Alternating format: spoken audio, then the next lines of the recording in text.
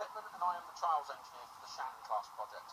My favourite thing about this boat is its general manoeuvrability compared to the rest of the boats in the RNLI's fleet. As this one uses water jets compared to conventional props and rudders, it is extremely manoeuvrable, which means we can get to spots where we want to be nice and quickly. Means that basically in bad weather we should be able to get alongside a casualty quicker. Might not take 2 or 3 attempts, you might be able to do it in 1 instead, just because of the general manoeuvrability of the boat. When looking into the project for this boat, the RNLI looked into various available hulls to see if one that already existed would do what we wanted. Unfortunately, none really quite met what we needed. So therefore we designed this hull in-house to better meet our requirements. Along with that is our computer system, SIM system.